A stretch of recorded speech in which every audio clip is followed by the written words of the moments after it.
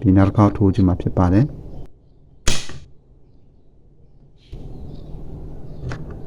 ဘရိတ်ကလေးကြာသွားတယ်ပြီးတော့ဒီနားမှာမီးလေးပွင့်သွားတာကိုတွေ့ရပါတယ်ဒါဆိုရင်ဒီမီးဘူးကတော့ short ရှိနေတာတိတ်ချတော့ပြီဖြစ်ပါတယ် Hi အားလုံးပဲမင်္ဂလာပါဒီနေ့တော့ short ချနေတဲ့မီးဘူးတစ်လုံးကိုပြုပြင်ကြည့်မှာဖြစ်ပါတယ်ဆက်လက်ရှုစားအားပေးကြပါဦးဒီမှာမီးဘူးလေးတစ်လုံးရောက်လာပါတယ်ပန်ရှင်ပြောတာကတော့ short ဖြစ်လို့မီးပွင့်သွားလို့မီးကိုထွက်လို့မတုံရဲတော့ဘူးဆိုပြီးတော့ပြုပြင်ဖို့လာပို့ထားပေးတာဖြစ်ပါတယ်အဲ့တော့ဟိုဒီမီးဘူးလေးကိုမီးကြိုးလေးထိုးပြီးတော့စမ်းကြည့်မှာဖြစ်ပါတယ်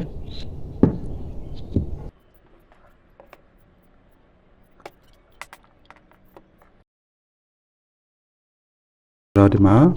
မီးဘူးခလုံးကတော့ပိတ်ထားတဲ့အနေအထားဖြစ်ပါတယ်တုံညမှာထားထားတာဖြစ်ပါတယ်ပြီးတော့မီးကြိုးလေးထိုးလိုက်မှာဖြစ်ပါတယ်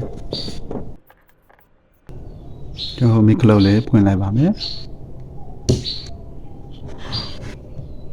မီးခလုံးလေးဖွင့်လိုက်ပါပြီဒီမှာမီးနီလေးလေးနေတော့တွေ့ရမှာဖြစ်ပါတယ်ပြီးရင်တော့မီးပလက်ကြိုးလေးထိုးလိုက်မှာဖြစ်ပါတယ်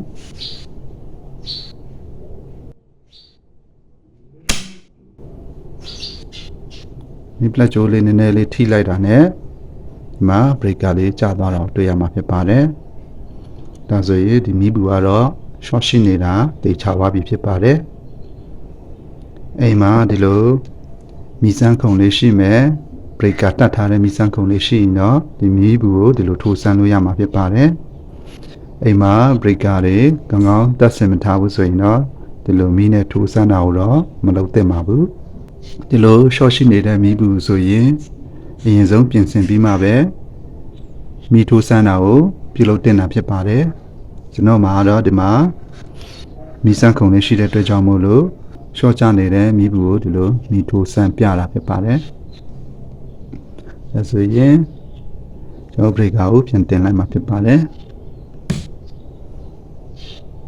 တော့ခလုတ်ပိတ်ထားတဲ့အနေထားမှာမီးဘူးကဒီလို short ချနေတာဖြစ်ပါတယ်ဒီမှာနောက်တစ်ခေါက်ထပ်ပြီးတော့စမ်းပြမှာဖြစ်ပါတယ်ဒီမှာမီးခလုတ်ဖွင့်ထားပါတယ်ဒီမှာမီးနီလေးလင်းနေတာဖြစ်ပါတယ်ဒီဘရိတ်ကလည်းတင်ထားပါတယ်ဒီနောက်တစ်ခေါက်ထိုးကြည့်မှာဖြစ်ပါတယ်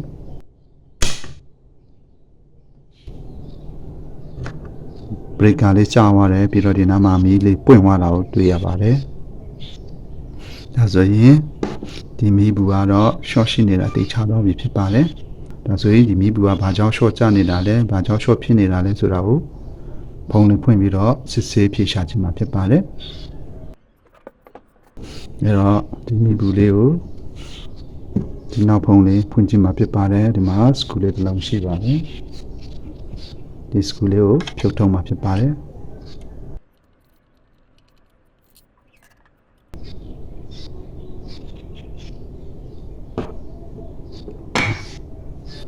ဒီမှာမီးကြိုးအဝင်တဲ့ချောင်းအထက်မှာပူးနေတာကိုတွေ့ရပါတယ်ဒီမှာတေချာလေးကြည့်မယ်ဆိုရင်ဒီမှာဒီအောက်မှာဝါယာကြိုးဆက်ထားတဲ့နေရာမှာဒီဝါယာပင်ကလိမ်ပြီးတော့ပူးသွားတာကိုတွေ့ရပါတယ်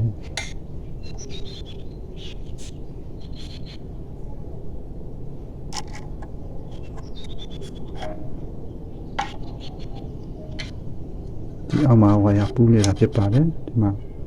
ဒီ AC ဝင်မီးကြိုးနဲ့ချောင်းအထက်မှာဆက်ထားတဲ့နေရာမှာပူးနေတာဖြစ်ပါတယ်ဒါသုံးဖက်များတော့ဒီမှာဝါယာကြိုးကလိမ်ပြီးတော့အထဲမှာပူးသွားတာဖြစ်ပါတယ်အဲ့လိုမဖြစ်အောင်ဒီဝါယာကြိုးကိုကျွန်တော်ဆက်တဲ့အခါမှာဝါယာကြိုးလိုတာထက်ပိုပြီးတော့မခွာရပါဘူးဝါယာကြိုးအခွန်နွာတဲ့အခါမှာလိုတာထက်ပိုပြီးတော့နွာထားပြီးတယ်ပြီးကျိုးရှိထားပြီးတော့ဆက်ထားတဲ့အတွက်ကြောင့်မို့လို့ချိန်ကြာလာတော့ကျိုးနှချောင်းကသုံးရင်ပူသွားတာဖြစ်ပါတယ်အဲ့တော့အမှန်တကယ်ဆိုရင်ဒီဝါယာကျိုးနှချောင်းကိုလိုသလောက်ပဲဒီအခွန်ကိုနွာရမယ်ပြီးရင်တိချာချာထိမိမိဆက်ထားပေးရမှာဖြစ်ပါတယ်အဲ့တော့ကျွန်တော်ဒီဝါယာကျိုးလေးကိုဖြုတ်ပလိုက်မှာဖြစ်ပါတယ်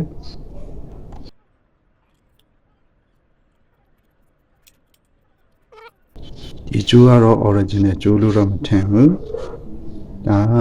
ကျိုးလဲထားတယ်လို့ယူဆပါတယ်ဒီမှာတိုက်တွေကတ်ထားတယ်နောက်ဒီနားမှာဒီမှာခြီယာဒီအထိပဲရောက်တယ်အမှန်ဆိုခြီယာဟိုဒီအထက်ထိရောက်ရမှာဖြစ်ပါတယ်ဒါဒီကျိုးကတော့အစ်စ်လဲထားတယ်လို့ယူဆပါတယ်ဒါတော့ national 30ဘိုးကတော့90ဘို့50 Hz frequency က50 Hz ဖြစ်ပါတယ် power တော့1000 watt ဖြစ်ပါတယ် power တော့1000 watt ဖြစ်ပါတယ်အဲ့တော့ဒီမိဘူးမှာအထက်မှာဝါယာကျိုးဘယ်လိုဆက်တွဲထားတယ်လဲဆိုရင်မိဘူးအထက်မှာငုတ်3ငုတ်ရှိတယ်ဒီအစွန်ဆုံးငုတ်ကဒီညာဘက်အစွန်ဆုံးငုတ်ကဒီနီယိုမီဒီလေးတက်ဆင်ထားတယ်ပါဝါဖွင့်တဲ့အချိန်မှာပါဝါလာမလာသိရဖို့အတွက်ဒီမှာ indicator မီလေးတက်ဆင်ထားတော့တွေ့ရပါတယ်နောက်အလဲတစ်ချောင်းကတော့ဒီ line နဲ့ neutral ကျိုးနှစ်ချောင်းတရားတစ်ချောင်းဝင်တာကိုတွေ့ရပါတယ် AC မီတစ်ချောင်းဝင်တယ်ပြီးရင် AC မီရဲ့ဒီ indicator မီလေးရာဒီအလဲမှာတက်ဆင်ထားတာကိုတွေ့ရတယ်ဘယ်စုံတစ်ချောင်းကတော့ဒီ AC အဝင်ကျိုးနှစ်ချောင်းတရားတစ်ချောင်းဝင်တာကိုတွေ့ရပါတယ်အဲ့တော့ AC အဝင်မီကျိုးနှစ်ချောင်းကဘယ်ဘက်စွန်းမှာတစ်ချောင်းဝင်တယ်အလဲမှာတစ်ချောင်းဝင်တယ်ဒီ power indicator မီလေးကတော့ဒီအလဲမှာတစ်ချောင်းဝင်တယ်ဒီညာဘက်အစွန်ဆုံးမှာတစ်ချောင်းဝင်တာဖြစ်ပါတယ်ဒါသူရဲ့ wiring ဆက်တွဲတဲ့ပုံစံဖြစ်ပါတယ်ဟိုထဲအားဒီကြိုးလေးကိုကျန်နေတဲ့ဒီကြိုးလေးစကူလေးကိုဖြုတ်လိုက်မှာဖြစ်ပါတယ်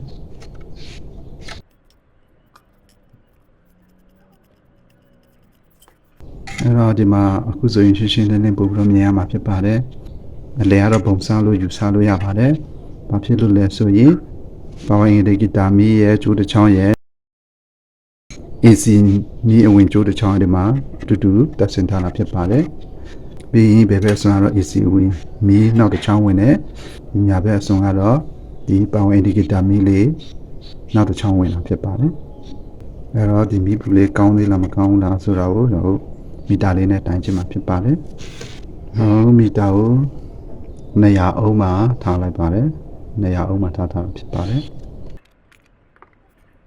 ဒီဆိုမီဘူးကိုတိုင်းကြည့်မှာဖြစ်ပါတယ်ဘယ်ဘက်အစွန် AC ဝင်တဲ့ငငုတ်ကို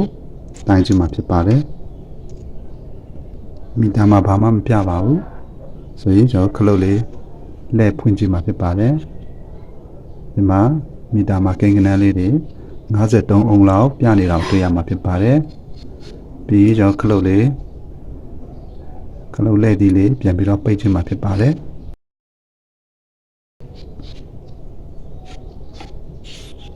ဆုံးထိရောက်သွားတာနဲ့မီတာမှာကဏ္ဍတွေပေါ်လာပြောက်သွားပါတယ်နောက်တစ်ခါပြန်လဲကြည့်မှာဖြစ်ပါတယ်ဒီမှာ52 ohms 53 ohms လောက်ပြနေတာကိုတွေ့ရပါတယ်ဒါဆိုမီးဘူးကတော့ကောင်းသေးတယ်လို့ယူဆပါတယ်ပြန်ပိတ်လိုက်ပါမယ်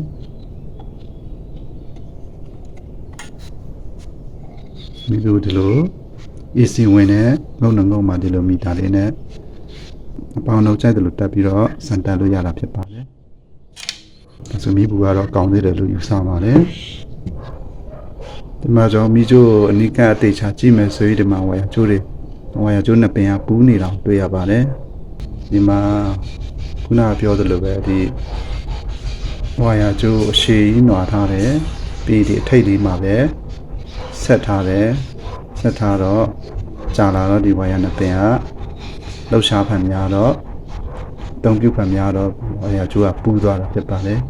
အဲ့လိုမဖြစ်ရအောင်ကျွန်တော်တူလေးပြန်ပြီးတော့ဆက်ပြီးမှဖြစ်ပါတယ်မှန်ဆိုရင်ဒီကြည့်ကျွန်တော်ဖြတ်ပလိုက်ရမှာဖြစ်ပါတယ်ဒါပေမဲ့ကျိုးအရှိကိုပိုင်ရှင်ကနှမျောနေမယ်လို့ထင်ပါတယ်အဲကြောင့်မလို့ဒီနားလေးမှာပဲတေချာဝါယာလေးတွေနွားပြီးတော့ပြန်ပြီးတော့ပတ်စင်ပေးမှာဖြစ်ပါတယ်ဝါယာကျိုးကျွန်တော်ဖြတ်လိုက်ပါတယ်ပြီးရင်နားလေးမှာမီးဘူးပေါ်မှာတက်ဆင်ဖို့အတွက်ဒီမှာနည်းလေးနွားပေးလိုက်မှာဖြစ်ပါတယ်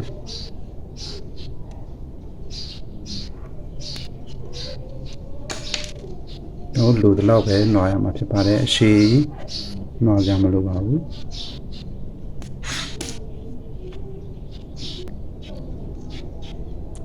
ဒီမှာဝါယာ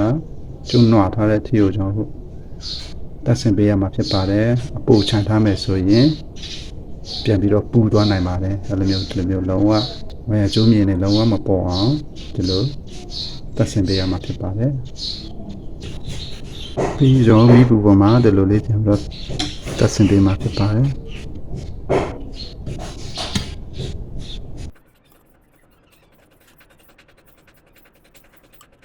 ဒီမှာဝါယာကျိုးနွားထားနေရမပေါ်အောင်တနည်းအားဖြင့်ဝါယာကျိုးနွားထားတဲ့ဝါယာစတွေအဆုံးထိကျွန်တော်ရစ်ပတ်ပေးရမှာဖြစ်ပါတယ်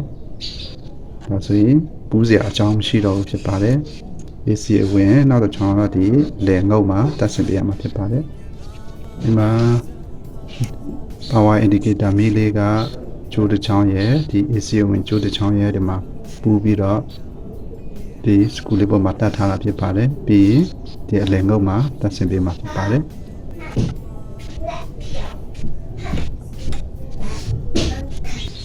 ဒီမှာဝါယာကျိုးပြန်ပြီးတော့တက်ဆင်ပြီးသွားပြီဖြစ်ပါတယ်ပြီးဒီမှာဝါယာကျိုးလိုတလောက်ပဲနှွာတယ်ပြီးနှွာထားတဲ့အထိကိုအဆုံးထိကျွန်တော်တို့မီဂျိုးလေးကိုတက်ဆင်ထားပေးတာဖြစ်ပါတယ်ဒါဆိုဝါယာဘလောက်ပဲလိမ့်ပူးစရာအကြောင်းမရှိတော့ဘူးဖြစ်ပါတယ်ပြီးဒီမီဂျိုးလေးကိုဒီလိုလေးထားပေးမှာဖြစ်ပါတယ်ပြီးကျွန်တော်တို့ဒီနောက်ဖုံးလေးပြန်ပြီးတော့တက်ဆင်ပေးမှာဖြစ်ပါတယ်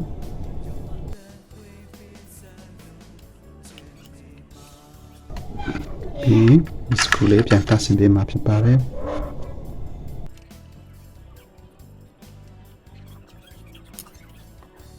ပြန်ပြီးတော့တက်ဆင်ပြီးသွားပြီဖြစ်ပါတယ်ပြီးမီဂျိုလေးထိုးပြီးတော့ပြန်ပြီးတော့ဆန်းချင်မှာဖြစ်ပါတယ်ဆိုရင်ကျွန်တော် breaker ကိုပြန်တင်လိုက်မယ်ပြီးဒီမှာမီကလုတ်လေးဖွင့်ထားပါတယ်ပြီးခုနလိုပဲမီဂျိုလေးထိုးခြင်းမှာဖြစ်ပါတယ်ဒီဘူးကလုတ်ကတော့ပိတ်ထားပါတယ်မီဂျိုလေးပြန်ထိုးခြင်းမှာဖြစ်ပါတယ်ဒီမှာကျွန်တော်တိမိထိုးလဲဒီတစ်ခါ breaker တော့မကြတော့ဘူးဖြစ်ပါတယ်ဒါဆိုရင်ခလုတ်လေးတစ်ချက်တင်ခြင်းမှာဖြစ်ပါတယ်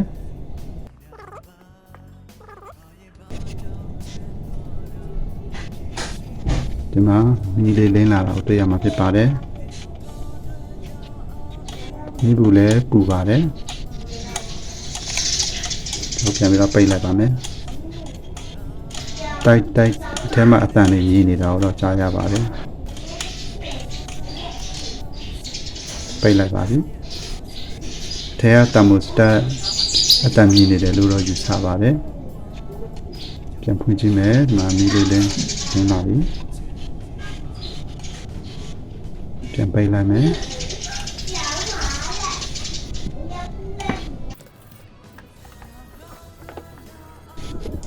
ဒါဆိုရင်ကျွန်တော်ဒီမီးဘူးလေး short ချနေတဲ့ short ဖြစ်နေတဲ့ဒီမီးဘူးလေးကိုပြုပြင်လို့ပြီးသွားပြီဖြစ်ပါတယ်အဓိကသူရဲ့ဖြစ်ချက်ကတော့ဒီအထက်ကဒီနားလေးမှာဒီ AC အဝင်မီးကြိုးလေးအထဲမှာနှစ်ပင်လိမ်သွားတာဖြစ်ပါတယ်အထဲမှာဒီလိုဝါယာနှစ်ပင်လိမ်နေတာဖြစ်ပါတယ်လိမ်ပြီးတော့ short ချနေတာ short ဖြစ်နေတာဖြစ်ပါတယ်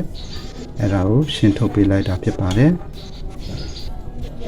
ခုတော့မြင်ရတဲ့အတိုင်းအားလုံးအဆင်ပြေသွားပြီဖြစ်ပါတယ်ဒီနေ့ကတော့ဒီလောက်ပါပဲ